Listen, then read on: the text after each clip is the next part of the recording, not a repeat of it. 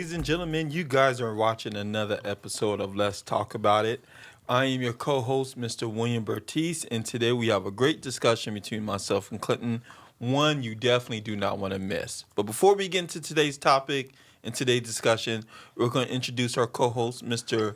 Clinton C.J. James. Yes, this is Clinton James, your local real broker here in San Diego. And yes, as everybody knows, it's Tuesday. It's Let's Talk About It Tuesday. We're taking over Taco Tuesday. So I always tell everybody where they can find me, though. They can find me on the corner working on myself lane, inspiring others to drive. Right on that corner, you can find me. So let's go. Let's go. Let's do it. All right, so we're going to talk about faith and identity today because, these are two things that will really shape our relationships in life. And our life is all about relationships, and that's what we talk about a lot on our show. Relationships to money, relationships with other people, which helps choose your career, choose your spouse, or whomever. But we're going to talk about faith and identity and how that relates to your relationships and how you choose that, specifically as a black man. So the first question I want to put out there to those who are listening is, how has your religious or spiritual upbringing shaped what it means to be a black man in a relationship? That's a good question. That is a great question. How has your spiritual relationship Right. So shaped? in with your spiritual or religious belief, however you best want to say your expression to God, Right. how has that upbringing shaped what it means to be a black man in a relationship? So that's a lot. That's a lot being asked there at the same time. But let me break it down. So how does this spiritual actually shape you being in a relationship? Let's talk about that first. So, well, I mean, number one, spiritual being in your religion kind of goes hand in hand. All right. So number one, that's kind of if you're spiritual, you want to actually have some form of religion to actually back it up to understand, at least to understand where that spirit is actually, or the spiritual being of you is actually coming from, or the origination of it. Right? As a Christian, we know that number one, we look at God being the foundation for our spiritual, right? And then we have Jesus Christ, who actually kind of came and lived on earth as man, and then died for us, and now the spirit is now what intercessory between us and God. So now we understand that. But when you actually put it in the foundation of having a relationship now, as being you see, you have to follow the Christian values of being in a relationship. Number one, it also sets the tone where number one, you in a relationship is, for me, and how I take it is, number one, as a man, you have to you lay your life down for your family, at least as the Bible says that in some way or form. And number one, you have to be a leader in your household, right? There's so many verses that can be quoted from the Bible that talks about marriage, from marriage to relationships, to how a family should be, how a man should actually be treat his wife and his kids and stuff like that. But all those things come back to one thing: is number one is there has to be mutual respect between two people in a Right. relationship, right? And as a black man now, that's what we come down to: respect. So with as a black man, you'll find that religion was kind of something that gave us, I wouldn't say gave us, but kind of molded us into understanding. Because keep in mind, um, based upon how we, as coming from an ancestry of having ancestors as slaves, the family was actually, we had to build back what we knew as the family. And I think one of the things that we used to do that was religion, right? Right. We use our faith to actually understand what the Bible was saying. Because keep in mind, it was a time where we weren't able to read, we weren't allowed to read, and whatever family structure we had before, right, was totally disbanded, because of the situation we're in as slaves, right? But now when we came and we understood religion, and we understood, okay, well, this is the structure of the family and the foundation.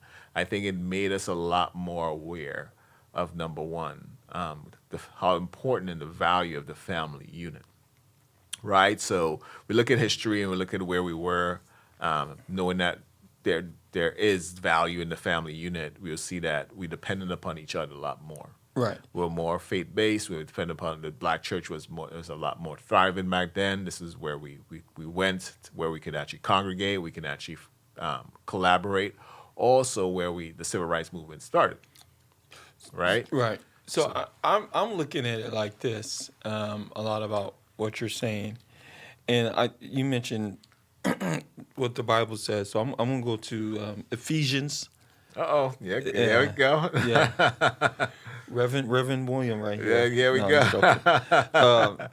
Ephesians 5:25, where it says, "Husbands, love your wives just as Christ loved the church, Right. and gave himself up for her." Right. So, I take, and they're talking about Jesus Christ, and Jesus Christ died on the cross for our sins. Right. And so I take that as husbands have to do whatever they need to do, or fathers have to do whatever they need to do to make sure that their family can thrive. Right. So you have to be the protector, the shield, the umbrella, everything that your family needs you to be for its survival. You need to do that. Right. And what the meaning is men are called to love sacrificially with deep commitment and care, mirroring Christ's love. Now that's ideal. Right. But let me ask you this. Let's say you feel that way as a man. Right. You love sacrificially. Right. You're committed. You care. You're trying to mirror Christ's love. Right. And you feel like you're not getting any respect. Right. You feel like as a husband you're not getting any respect. How does a man lead in that aspect? How does a man lead his wife and his kids in that if you feel like you're not respected? Or even more so, you feel like you're being disrespected. Well, now being respected and disrespect is kind of the same thing, right? So one of the things I would say is this: you being a man in a relationship, or you're still an individual in a relationship, right? Even though you and your wife are one, right, and you're supposed to create a family unit. You are still an individual, right? With emotions, you're still an individual who has to think for himself. You're still an independent individual. You're still Right. going to grow. To say there's three different, and the reason why I'll kind of put it together. There's three different lives we live in anything and throughout life. There's the life that everybody sees, and the life that and everybody around you sees, and the life that when you go to work, you go out there, maybe whatever you do, everybody sees you like that. You know what I'm saying? People know, oh, I know this guy, this is who he is, and this is that. Then there's a life that you have with your family, and know that the people on the outside, they don't see that's your household unit. So you create that place where you can go and you can actually take off that shell and be yourself, right? This is what people say. You're going to be yourself, right? But then there's that life where nobody knows about, that only you alone know. That's where a lot of I would say that's where 80% of the issues come from, because that's where a life that is downloading your subconscious and maybe it's still going through some traumas or you're still dealing with some issues that you don't want people to affect. Now, the reason why I say that is because a lot of times you might feel disrespect is something that you are going to have to interpret. It's like you have a filter, right? A lot of times, like every individual is like this, and I've kind of come to learn this. You have a filter of what you would consider disrespect, right? I think everybody knows when somebody's being disrespected, because we go outside and we'll see somebody yelling, or we will look at TV and we look at online. It's like when we see how sometimes. If we look at police brutality, we know that's a disrespect to someone that's happening at that point. Some people might filter it differently, right? But everybody filters it based upon their past and their situations, and based upon, number one, what society accepts, right? So but there's disrespect that comes in a way where you filter it where everybody else might not understand it is.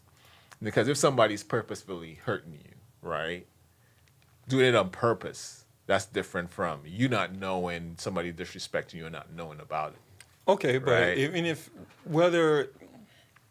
so let's say it is intentional. It's intentional. Okay. Yeah, so How does a if man it's of God intentional, react towards that's that? the thing. So if it's intentional, that means number one, And it's you intentional can't because control. they're intentional because they're Right, angry, they're not angry, but necessarily they're waking up saying I'm choosing violence. They're intentional because they're well, angry. anger is just some anger is just an emotion that where it's people can't control themselves, right? So I mean, it's kind of like where they reach a limit. Now they're volatile.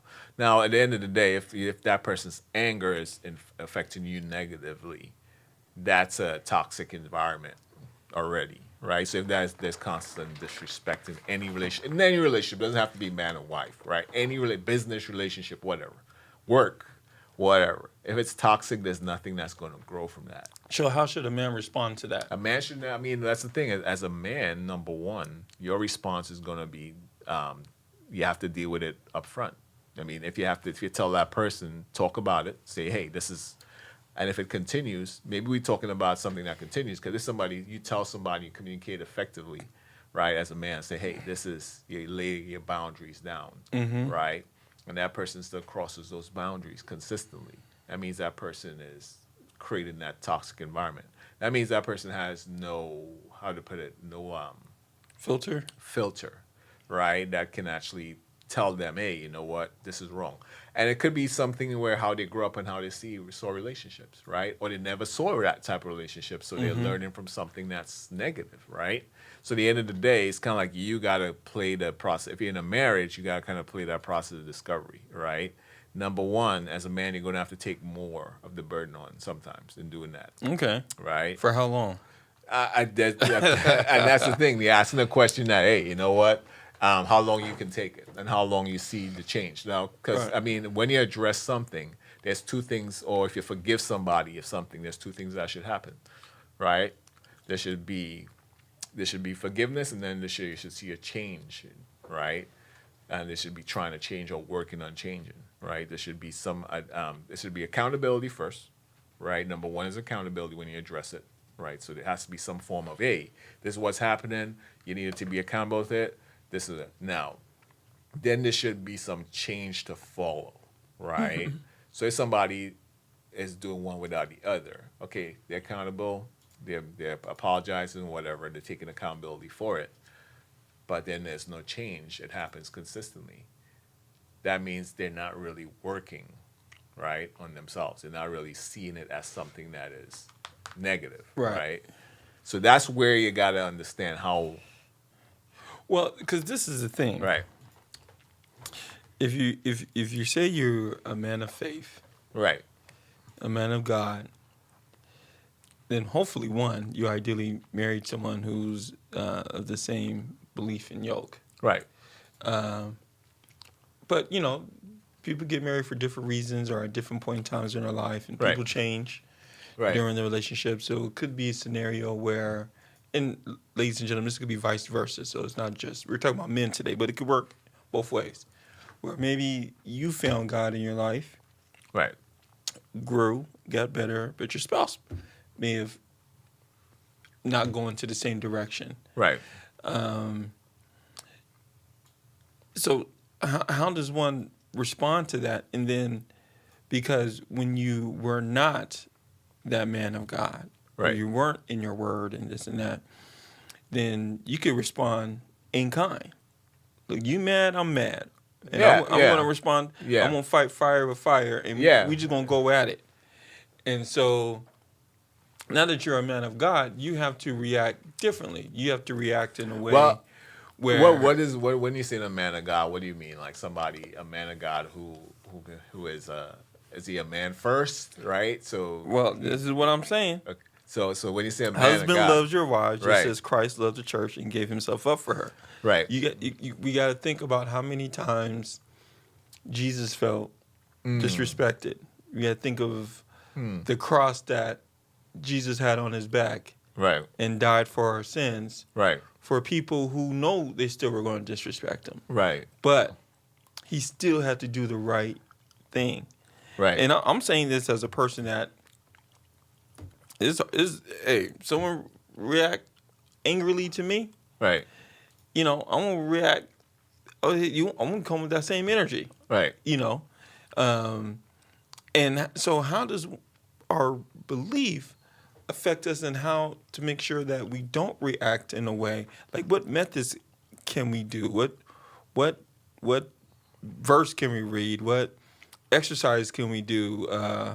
What activity can we input into our lives? What Right. mindset do we need to have to make sure that we are reacting like Christ?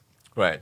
So I mean, I'll go back and say, you know what, a man of God, right? So when I say a man of God, it's kind of like, okay, well, I have to look at Christianity because I'm a Christian, right?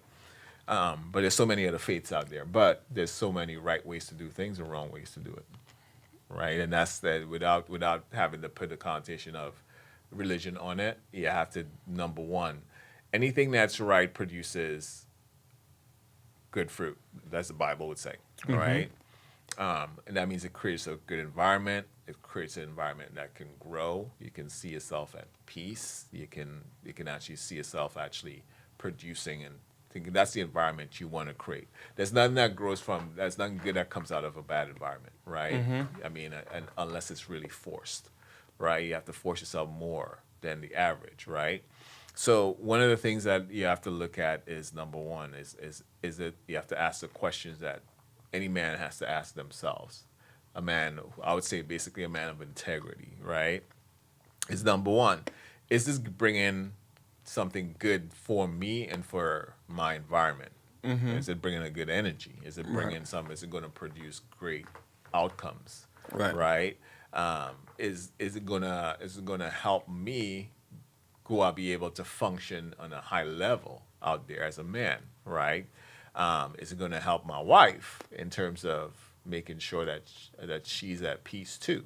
Right? So all the things that, number one, when we say respect, especially when it comes to the family, and even if you're dealing with somebody who is in a relationship, as I said, you have to go back. One thing is that you have to be able to communicate that. Right? Number one, you have to. And you have to communicate with integrity. You can't be disrespectful and not expect somebody else to be, right? And maybe you have to go back to the root cause, right? The root cause of why it is. If those things don't work, because communication sometimes tends to be based on filters too. You'll filter your communication based upon your experiences, right? And you might think, oh, I'm right because this is how I grew up, right? And that worked. Right? But anybody who says that is really not open to listening to someone else. Well, which leads me to emotional honesty and vulnerability. Right. So do you believe religion or spiritual beliefs has helped or hindered your ability to express emotional vulnerability with your partner? I'll say yes and no. Right? Okay. The yes part will come in like this. Why? Is because we find that people tend to think that when you put yourself under any organization, religion, or anything like that, you tend to think that everything is done in a vacuum. Everything is the same. There's a blanket for everything, right? And I think what we have kind of missed is the fact that everybody goes through different things that they use as filters. It's like me bringing my glasses for you to see, right? And saying, you tell me, oh, I can't see. Well, use my glasses. It works for me, right? Right. And you can read it, right? I mean, I'm reading fine. What's wrong with you? Right. You know what I'm saying? So we tend to blanket everything when we. Not that that's not a good thing. What I think it does help is the vulnerability. We can actually be able to communicate it. Right. Well, I've heard that some men feel they can't be vulnerable with their significant others because it makes it seem like they're weak. But we're talking about what was the question? Your faith, right? Emotional vulnerability. Right. Do you think your faith? Do you believe your faith has helped or hindered your ability to express emotional vulnerability with a partner? Right. So I mean, it shouldn't. Your faith shouldn't prevent you from being vulnerable. I think that it helps you be a more vulnerable person. Because keep in mind, faith is something that most people can't see, right? Okay. And for you to be able to express that to anybody, you have to be in a vulnerable state. So let me better ask this. Are there areas you feel spiritual masculinity has limited your openness, especially around like mental health? Yeah, I mean, I said yes in a way, no. So let me give you an example, right? And why I say that with when you look at faith in terms of organized like religion, and you find that this is what there is an ego that's attached to that, right? And it comes from a masculine ego because the when we look at the Bible is very patriarchal, right? I mean, not to the Bible, but religion is very patriarchal, right? So you have a patriarchal society, a patriarchal religion, and then you bring the ego in there now, right? So now you're realizing that number one, it's where it seems like everything you've been taught you have to be right, right? It makes you feel like, okay, well, you have to be right about certain things. So one of the things that I would think that prevents, especially with mental health, is that you don't see too many religions talking about mental health in a way where it comes to the science of it, right? Why is that? Why do you think that is? Because it goes against. They think, well, I think it thinks that it goes against what exactly their religion should be, which is, faith. Faith. Right. Okay. Faith and prayer. Right. Right. Exactly. Why are we sitting here talking about so mental the term just pray about it. You understand? Is something that, yes, that's part of it. But don't people go to church, especially those who haven't been there in a while or never start attending church because they have their mental health is not strong? As I said, yes, faith will always bring you to a vulnerable state, right? You'll always go in faith. You'll always be seeking for help, Right. right? So that's the vulnerability. It's whether you're going to get the right type of help, and that's what I'm saying, right? So it's kind of like whether you're going to get the right type of help, because the church can only do so much. And I believe in miracles. I believe that things happen in church. That faith is the substance of things hoped for, the evidence of things not seen. We live by that. At the end of the day, you're not gonna. It's kind of like walking into a church with a broken leg, right? Mm-hmm. And instead of someone calling the doctor, right, because they believe that by faith it should be healed, right? Okay. Right. So it's kind of like that. So that's what I'm trying to say. I'm not. It's not saying the church is doing things in a bad way or anything like that. It's just that number one. Right. I think there should be a Both. a balance. Okay. Right. So, another question for you. How important is equally yoked? What do you think about it? You asking me the question. What do you think about it? I think church is a place for you to spiritually get better, and Right. a place to go to a place where you can know yourself better. Right. You want to go to the manual, which is the Bible, Right. and then you're also there to fellowship with others. Right. I don't think it's good for people to be by themselves, so Right. it's a good place to connect with others who are living and walking maybe similar journeys. And then a lot of times you have the pastor, the minister, the reverend, the bishop, who has the knowledge on how to lead a certain life, Right. the right way. Right. And so I think it's extremely important. Whether The right good way. mental The health right or- way through faith. Right. So the right way through faith. through faith and through your religion of Christ, or Right. Right. So With that being said, all right. I agree with what you said. You said that's like going to a place of faith with a broken leg and expecting faith to heal it. Right. When you just like, I just need to go to a doctor. Right. But when you go to that spiritual place, and they will give you the confidence that you're not the only There one you who's go. broken your leg. There you go. And so, therefore, we're going to pray that you make the right decisions Right. to help you go to the speedy recovery. Right. So I whether that's the minister or maybe someone on payroll, Right. maybe they bring someone, whomever, I do think mental health is important, and I don't want to make it sound weak, because I know that's a big term now, is mental health. Right. But our mind is what we have. Our mind No, is what. the mind is one of the most powerful things. And Right. I mean, let's go back to what you just said about somebody walking in and to get a confidence, right? That confidence is something that we still can't really understand where it comes from, right? When you come into, like, say, people who can support you, tell you, and it comes from faith too, because you're confident that something's good is going to happen, but you don't see it right now. That's faith, right? The substance of things hoped for, the evidence of things not seen, right? So, I mean, where's that come from? Where, I mean, scientifically, Confidence? yeah. So it's kind of like nobody can really pinpoint on that. So that's what I'm saying is like, to a certain point, how God actually created us, right, and created us actually, we can heal ourselves naturally, Yeah. right? Yeah. But I'll it put it like takes this. it takes that mental part of it to actually, Everything we have right? is already in us. Yeah, exactly. And you have outside sources to help you better understand that about yourself. Absolutely. But there's no outside source. This is my belief.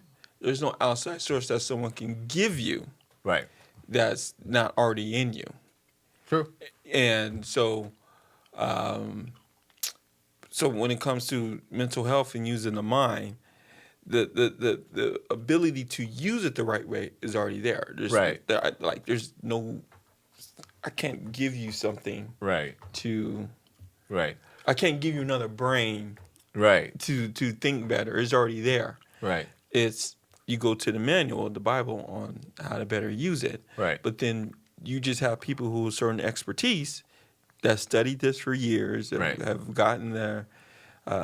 Because Saw X amount of people and to let's- better understand that. Right, because there's two schools of thought, and then there's one topic, one thing that most people, especially men, some men believe in depression, some men don't believe in depression. So some men say it's a disease, some men say no, it's a feeling, right?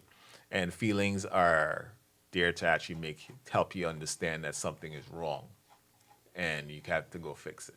And depression can be fixed. See. Right, I don't know so- I don't know the answer to that. Not something's wrong, but I'm sorry, feelings are not there. Feelings are there to make you understand that something It's off. is off, Something's wrong. Yeah. or something is right. You're not aligned. Yeah,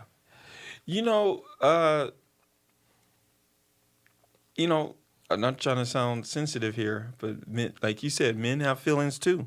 right, Men feel ways too. Is in how you respond to it right, is, I think, what determines you as a man. right, However, I think the number one thing we have to realize is that whatever you're going through, right, it's not forever. It's a temporary time. right, And so how do you get to the point where you understand that right, and realize, I'm feeling down because of my job or my family or Right. whatever. But how do I get to a point where I'm working myself back to okay? right. Like- because as I said, when you look at the two schools of thought with mental health, and I mentioned it, and that's why I say yes and no when it comes to faith, because I think I think, well, for me, I'll just use myself. With my faith, it's easier for me to get over depression than to go to a psychologist and just prescribe me antidepressants, right? You know what I'm saying? It's because I, for me personally, I don't believe in antidepressants. Well, right? listen, let's come back to that. Right. I think we have a commercial break. So we'll come back in 30 seconds. The San Diego County Registrar of Voters reminds District 1 voters to vote by 8 p.m. tonight. You must live in the county's first district to vote in the special election. Visit sdvote.com to see if you are eligible to vote. Return your voted ballot by mail, postage free. Drop it at one of the registrar's official ballot drop boxes around the district, or visit any vote center to vote in person. Mail it, drop it, visit. Learn more at sdvote.com. Have you heard about the Hope for Home Ownership Research Program? It allows you to earn 3.5% of your home's purchase price, up to $13,000. This program is easy, and it does not slow down your home purchase or loan process. Just like other research projects, you are paid to be a part of the study. This income is eligible for use on your home purchase to cover such things as down payment, rate buy-down, or even debt payoff. Spend it or save it as you see fit. Oh, by the way, the average participant also receives an additional $12,000 after closing through the Residential Clean Energy Tax Credit.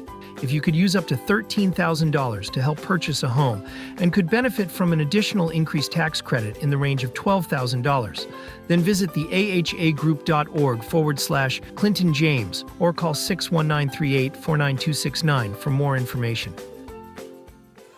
All right, welcome back. Welcome back. Thank you to our sponsors out there for supporting Let's Talk About It on GODradio1.com. Today, we're talking about the importance of relationships, especially when it comes to faith and identity and how that affects, especially black men today in our relationships. So, listen, we were talking about mental health and how to handle that, depression as men. Right. Just going back to that real quick before we go into the next question. I think one of the best, I'm not a doctor, so I can't do this prescription. However, if I could prescribe anything, I believe anyone who's going through a depression, Right. one of the best ways to start to get out of it is to go help someone else. True. Because I think most people who Yeah. are feeling some type of depression are so focused on themselves Right. that if they take a moment to focus on somebody outside of themselves, Right. then they won't be thinking about their problems and their issues Right. for that moment. Right. Now, when they're done helping Right. them, then it may go back to that. Right. But that's just what Yeah, I that's true. recognize. That's absolutely true. Like, for instance, if go participate at a food drive. Right. I know you've done that, or Right. Go It didn't help out- my depression. No, I'm playing. I said it didn't help my depression. Well, I mean, No, I'm playing. I wasn't depressed then when that did it. it takes your mind. It takes your Yeah, it mind does. off. It does. Yeah. It does. I can understand what you're saying. I would say it's more of, number one, take the focus. I mean, focus more on solutions than problems. Yes. Right. Yes. I mean, that's it. There's a saying. What do you call him? That big motivational speaker. Forget, he's tall, big, had you walk on fire sometimes. Oh, Tony Robbins? Tony Robbins, Yeah. yes. Tony Robbins said one thing in his book. He said there's the 80-20, right? There's a lot of the easiest way to solve problems is to focus on solutions. A lot Right. of times what we tend to do is we tend to get overwhelmed by the problem, Right.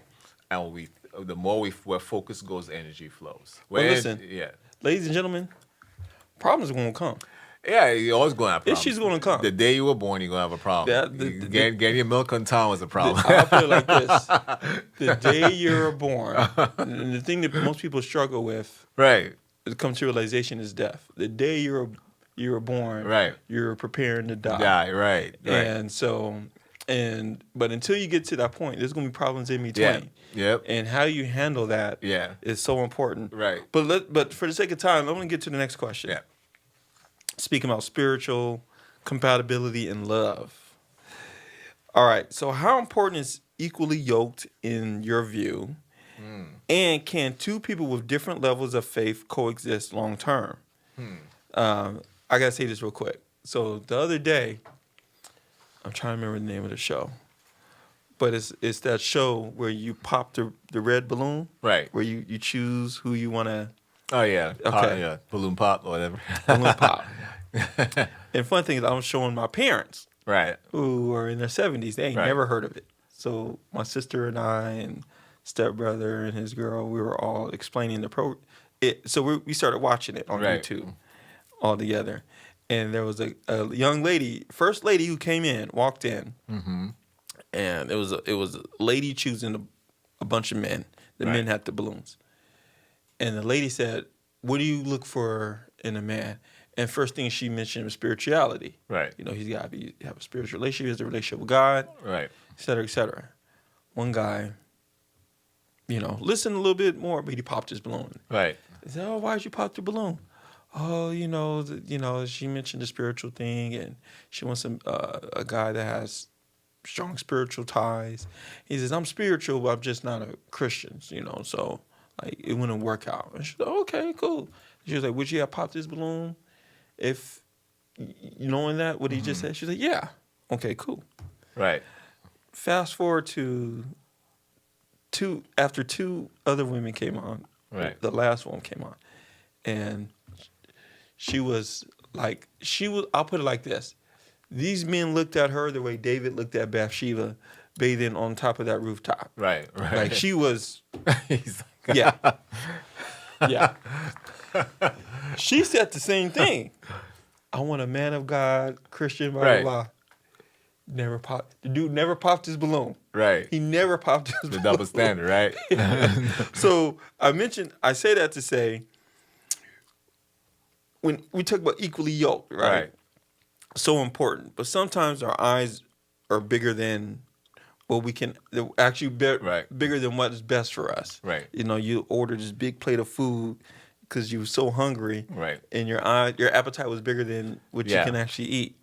So, but how important is being equally yoked to you? I think it's important, but I don't think it's just based on religion, though, right? So I mean, Oh, okay. a lot of people tend to use that, and it's important to understand because there's so many other factors outside religion you have to be equally yoked on, right? Number one is because religion comes the main thing where religion comes in is when you have to raise kids, right? When you have to create a family, Okay. right? Because when you're looking at there's so many other things emotionally, you have to be equally. You know what I'm saying? Because if somebody's off emotionally, you're gonna always have to be trying to help that person, right? Right. And then that's what you're supposed to do. Right. But your needs are not actually being addressed, right? So your needs are suffering while you have to help that person. So equally yoked means so many different things. Okay. So what For me. in your Right. eyes, what does that mean? Equally yoked? Yeah. I think it should be all around. You should understand. Well, when I look at it from a Christian perspective, right? Yes, religion is a part of it, right? Right. But at the end of the day, you have to be spiritually equally yoked to that person mentally, physically, and spiritually, right? Okay. There shouldn't be an imbalance in a relationship where somebody is because because so for instance, you all should have an understanding when it's a relationship what is the expectations, right? And something and shouldn't be hiding the expectations that you have because number one, you're just trying to get into that relationship, right? So once you have an understanding of the expectations of going into a relationship of what the role of a man should be and what you see as the role of a man, I think that's becoming equally yoked. So right? real quick. So I'll pull up the definition of what it means to be equally yoked. Right. So the term yoke comes from farming. A yoke is a wooden harness that joins two animals, let's say, for example, an Right. oxen, together to pull a plow or cart in the same direction. Right. So to be equally yoked, it means both people are aligned in purpose, values, Right. and faith. Right. Especially in marriage, it means sharing the same spiritual foundation, usually faith in God or being followers of Christ. Right.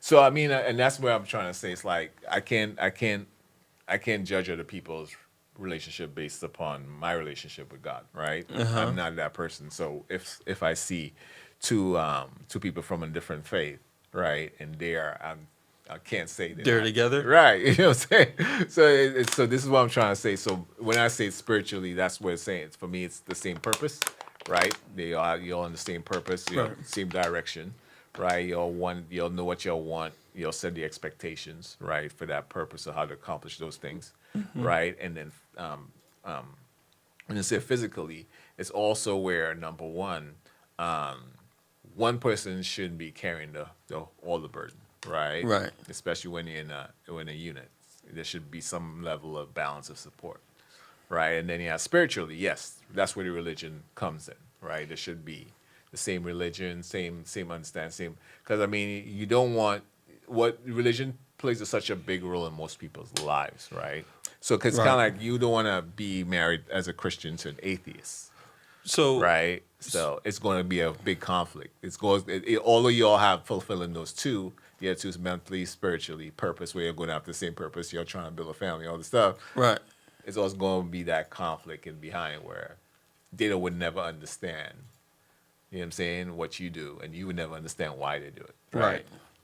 Yeah, and so when I think of that being equally, yeah, do I think it's yeah, I think it's extremely important. Right. Because over time, they could still be fine, Right. but if you ain't equally yoked, you'll be like, oh, I Right. can't stand this person. Right. And Oh. and when you put kids in that mix now, it's different. Because Right. now you have to choose. You just You find know. yourself What are you going to? What are you, Button heads. Right. What are you going to teach the? What spiritually you going to teach your kids? Well, so right? when I think of equally yoked, I always think of the way they explain it in farming is you got two animals, they have to go into the same direction right. in order to plow the Right. field to Right. make sure that things can grow. Right. If they were going in all other if one animal is going this direction, another Right. animal is going, nothing will get done. Right. Nothing. And the purpose of relationship and marriage is to please God and to produce and multiply on this earth. Right. And within that, to create an environment where your offspring that you're raising can be great citizens of this world and continue Right. to do the same thing. Right. And a lot of times when you don't do that, that can cause so many issues, not just within your relationship, but Right. within your offspring. Right. And you're creating generational trauma. Traumas, right. And issues and Right. mental health issues. Right. If you're not equally yoked. Right. So, and I think. So it kind of goes back to one thing is that number one is like a family unit is so important. Having two parents in a household is so important, right? And that's kind of like why equally yoked is also important. You can't have one, doing the work of two, right? If you have two, that's why you'll find that a lot of times people think that they can do the work of two people Right. in one, right? When it's really that's not equally yoked, right? Right. So you're carrying mentally, spiritually, and because a man physical will be way different from a woman's, right? Right. And then you'll find that his purpose also and how he goes after that purpose will be different from how she will, right? How she performs in the house, so he performed differently. His goal is keep in mind, if we go back to the hunter gatherers, we went out, we hunted, right, and she took care of home. And we Okay. went out for days and hunted and came back, and then protected the For family. those who are and everything listening, like they that. may not like what you're saying. No, I said, well, I didn't speak no lies, right? Well, let me ask. So I let didn't me speak ask any you lies. this. So let me ask you this. That's what it is. What role should religion play in marital roles? Provider, protector, spiritual leader. So, what role should religion or faith play in marital roles? Like men, a lot of times they say men should be the provider, the protector, and the spiritual leader. What if the wife is better at being a provider? Does that make Cool. you less than a man? Cool. I mean, that's the expectations, right? Let's say she's the provider. And Right. I'll ask some real questions here. Let's say she is the provider. When I say provider, meaning she's working and makes more money. Right. Right. Her money is used to provide for the family. Right. Food, shelter, Right. transportation, clothes. Should that affect the man in becoming a spiritual leader in his household? It depends upon perspective and depends upon expectations. So right? you think if she's the provider, Right. that should affect a man's ability to spiritually lead? It's all perspective, right? So as I said, setting expectations in the beginning is very important, right? In any relationship. So So you're going into I want to marry. Sometimes business is always if you have a partner in the business, right? okay, So number one, in the contract, you determine how much load you carry based upon the percentage of ownership, right? Right. So if it turns around where, hey, your partner decides, hey, this is what is going on, because things do change in the Okay. business process, and this is what's happening right now. Maybe something happens, say, fell sick. There's always some precautions in place. It's a buy-sell agreement, right? So he passes away, and you're left with a debt. No, there's a buy-sell agreement that's your partner will have that will actually cover his part of the debt, so that you don't are not left with a burden, right? The same thing with an insurance policy that's there. So it's kind of like setting those expectations, and if you do it the right way, there shouldn't be an issue of who's leading, because it doesn't switch the leadership. Your partner he's just not there, or he's sick, right? You're picking up the slack to keep the train moving, So keep let it me moving. so let me ask you know what I'm this. saying? So you're saying provider Right, provider equals spiritual leader.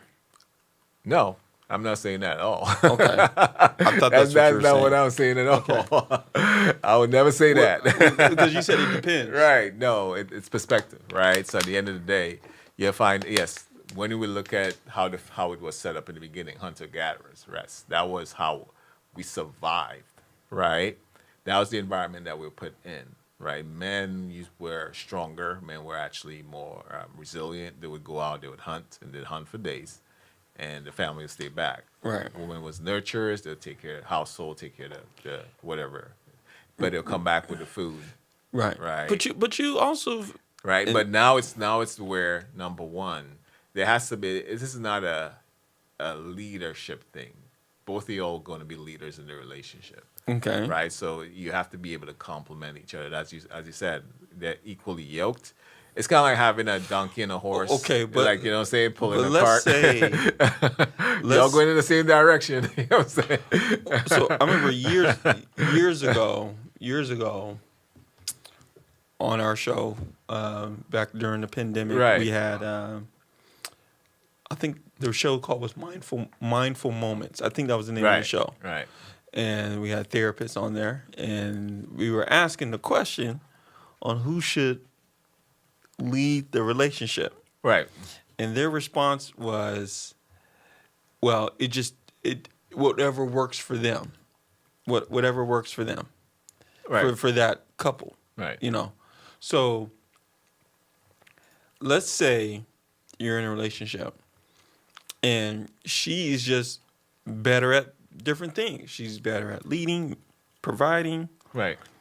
and her spiritual walk is better. Right. Right. You think that should negatively affect a relationship? Well, first of all, that's what I'm saying. It's like, if you go into a relationship not without those expectations, and it happens. Because let's say, as a Right. man, I didn't even No, because further at the end of explain the day, what we not understanding is that men are always going to be men, right? We are governed with a different type of mentality, hormones than women are, right? If we can understand that,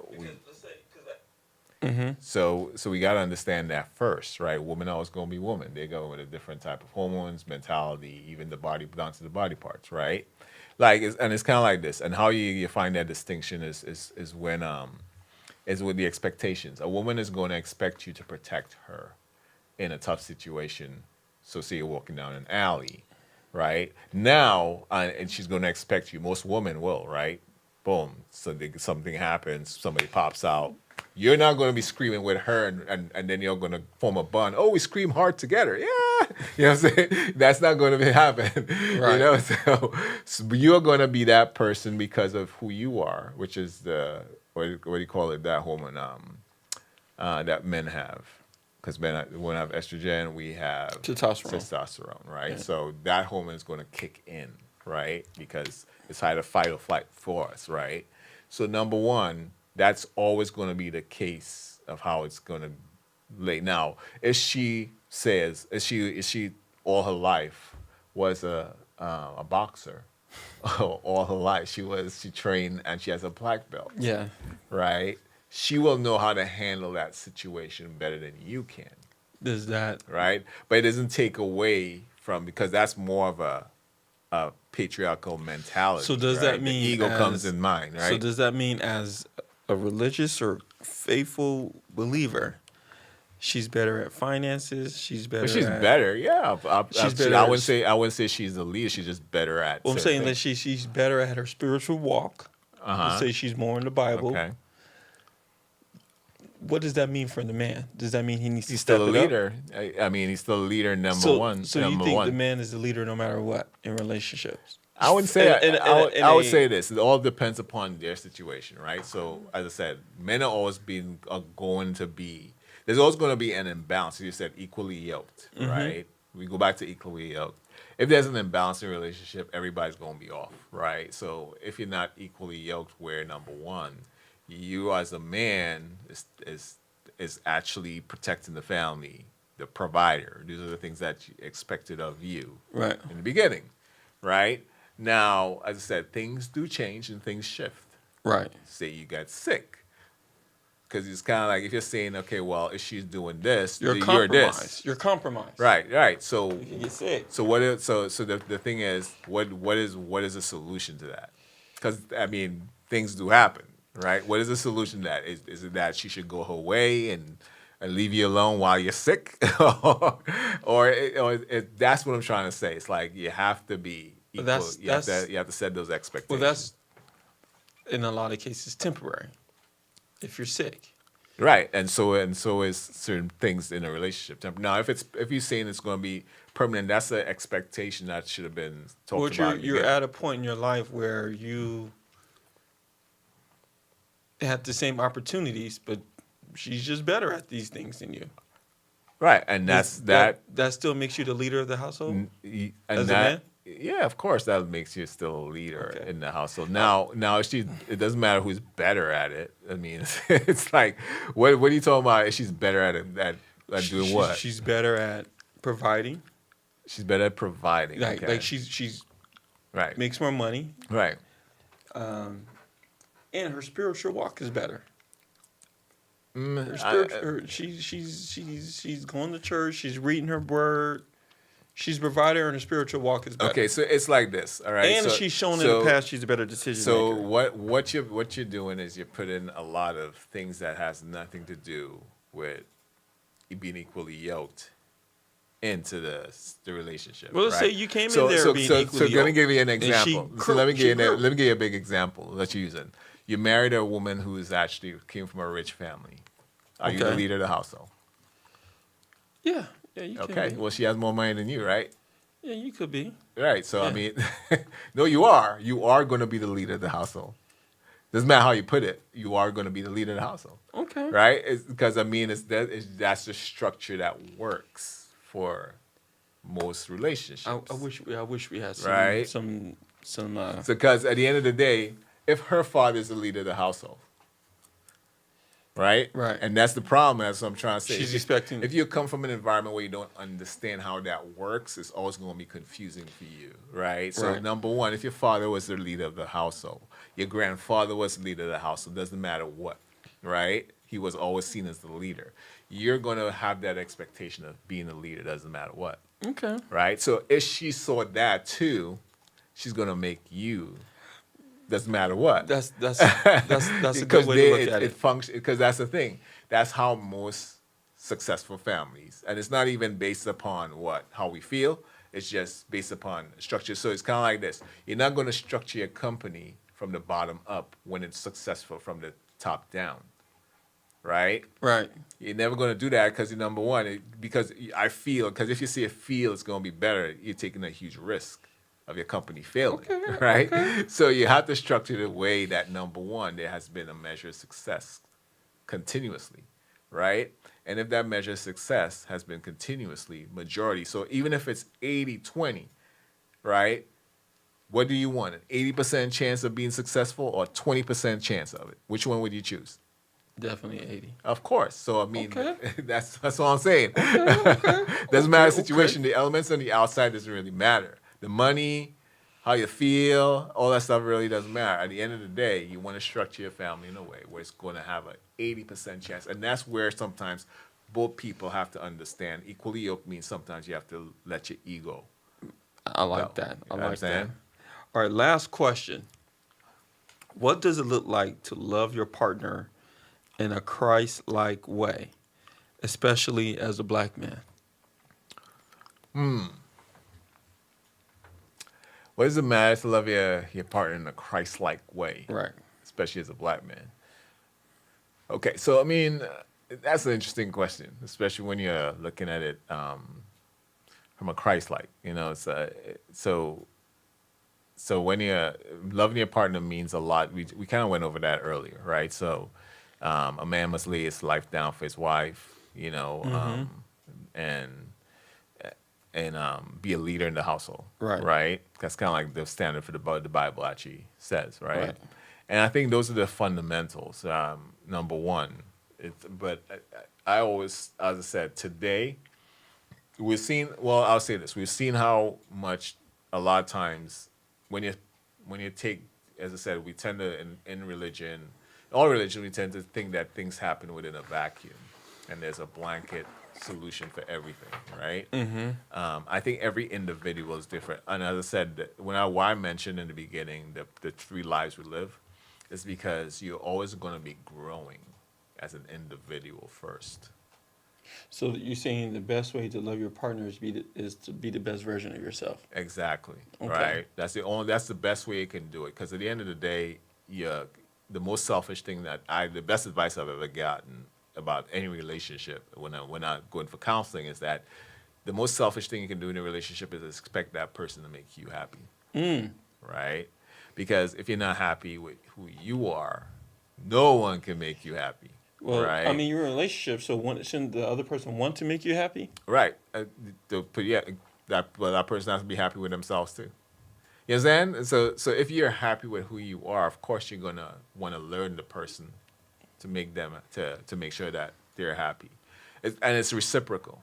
Because a lot of people go into a relationship expecting certain things like, oh, that person should make me happy, right, or that person is doing that. When it comes down to it, you realize that you're never happy with yourself. Because remember, some people go from relationship to relationship to relationship and realize, and then they start saying, "Oh well, it's that person, it's that person, it's that person." Right. But you just had 4 different relationships with this, and everything in the same. So are you making really, really bad choices? Right. Or you're not good at making good choices. or is it them?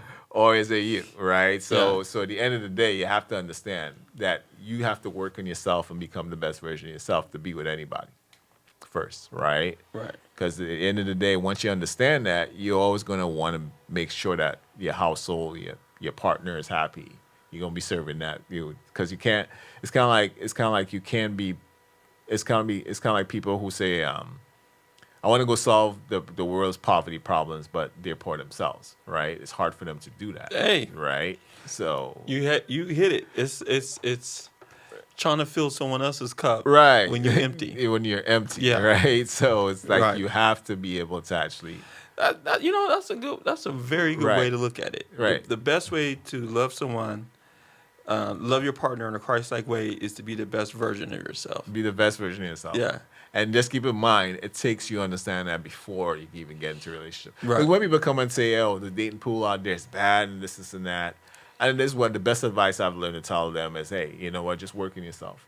The energy, Right. people will be attracted, be in the same places. Right. Because once you're working on yourself, your energy changes. Whether in a The relationship, be places happy. you go changes. Whether in a Right. relationship, be happy. Whether you're not in a relationship, be happy. Exactly. All right. Exactly. Well, it was a good conversation today. Yeah, absolutely, man. We're going Absolutely. to continue this conversation next couple of weeks. We're going to have some guests on and continue this conversation. So we want to thank you guys for tuning in to another episode of Let's Talk About It. We always appreciate those who listen in. We truly love what we do. And we'll be back in a couple weeks. Until then, we'll see ya. Peace. Peace.